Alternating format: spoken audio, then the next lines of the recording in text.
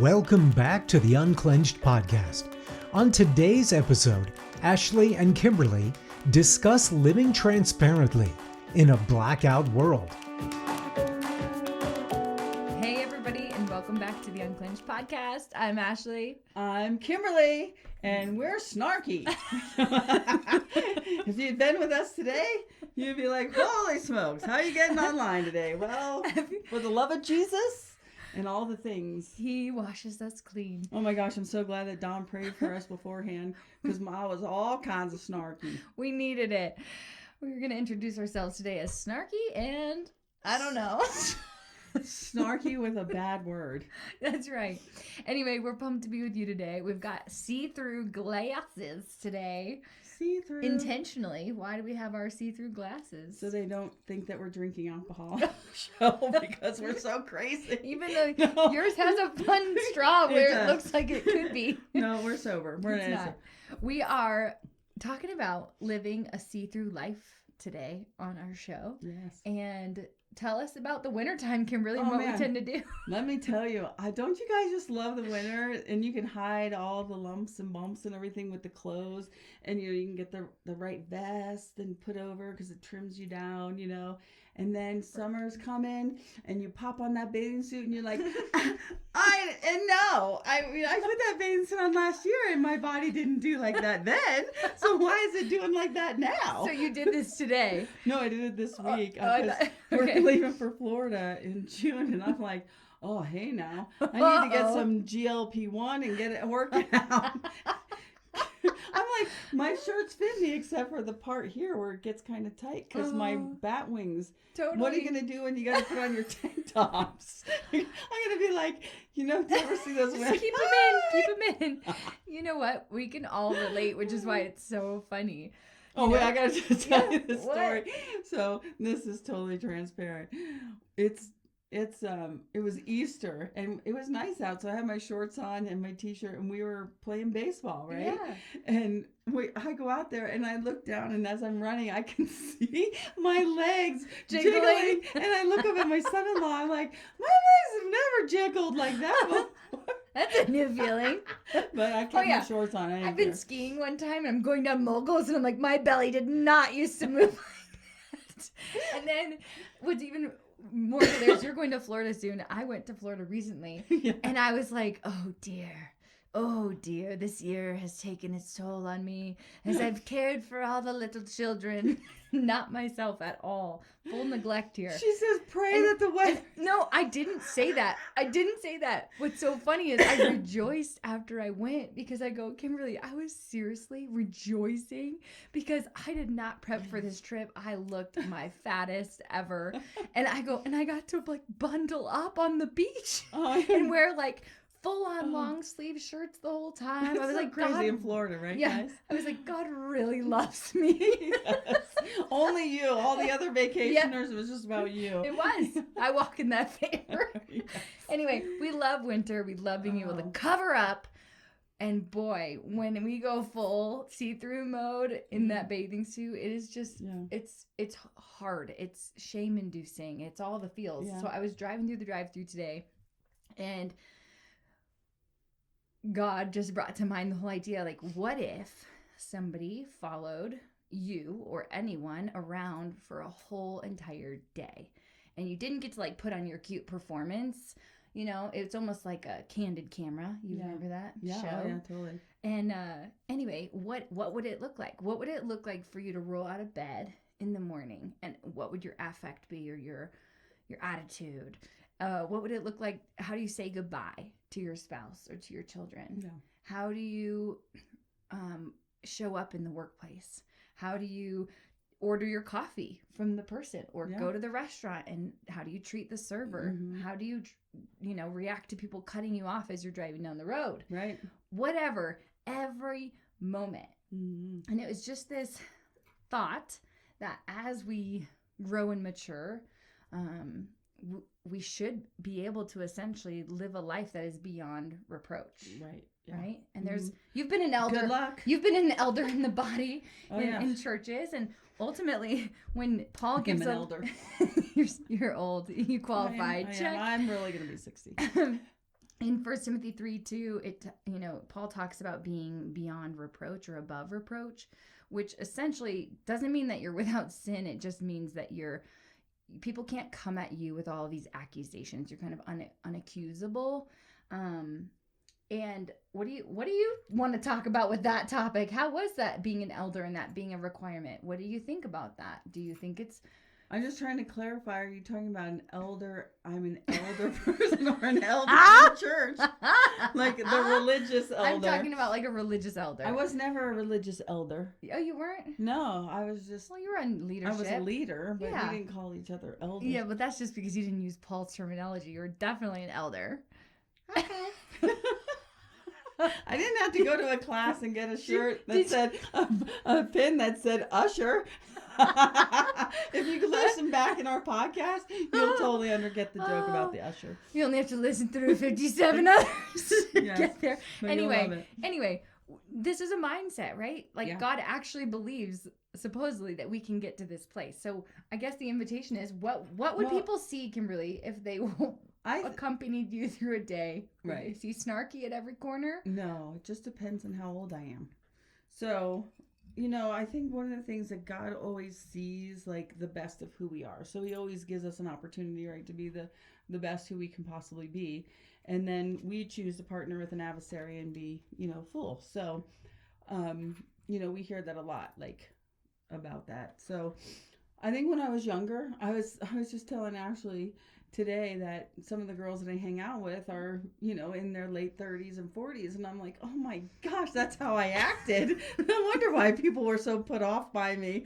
I mean, I was like, this is a little crazy. I mean, seriously, I understand, like, they're so in people's business, like, and they want to be authentically correct. Not right, as Ashley told me tonight.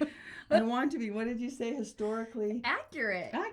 Biblically accurate. Right. It's not about the pride of being right, which it used to be. Right. But that is a big thing, I think, is like, when you're younger, there's so much to presenting yourself to understand, to look as if you understand all of the things, right? And that you're presenting your case well, right?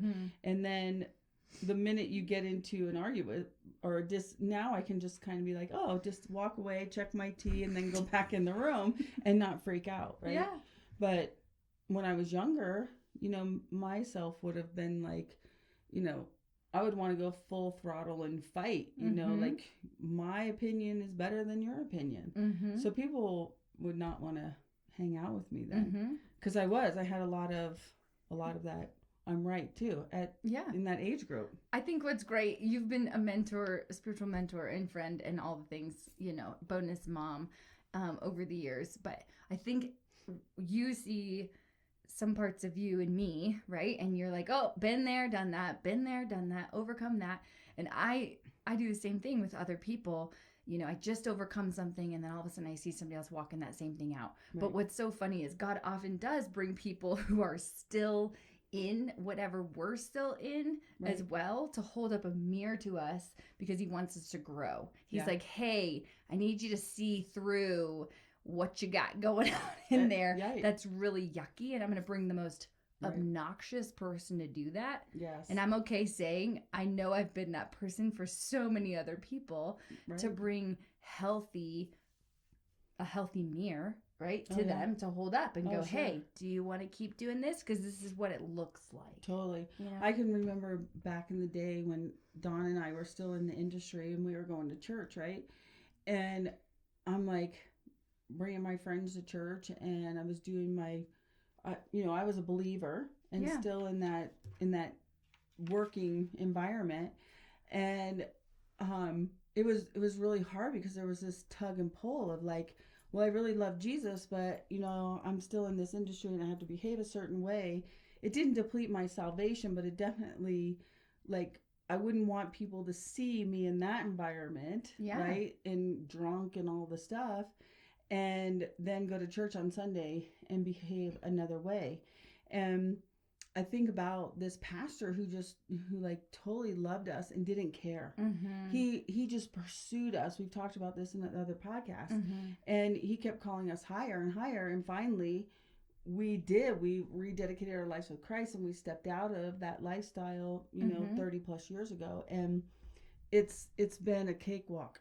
Because he was willing to see through your walls right. and your garbage, and not scandalize it, and not bring shame, additional shame. Because he was doing what Jesus did. He could see clearly because he knew who he was in Christ and what Jesus says about other people, that he could actually see me clearly, just like you can see this drink clearly, right? And that I didn't have to be fully exposed. He totally got it, and he didn't care. He wanted to help, raise that up and change those things in me. That's beautiful. Yeah.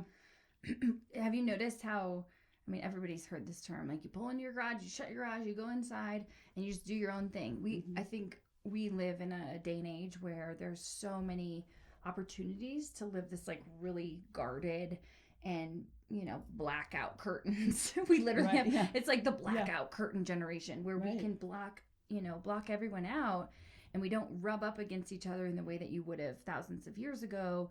Let's just talk biblical times, where your houses are one on top of the other and the walls are they were made out of clay. They're and so there's thin. clay and hay and clay and hay, and we're here to rot.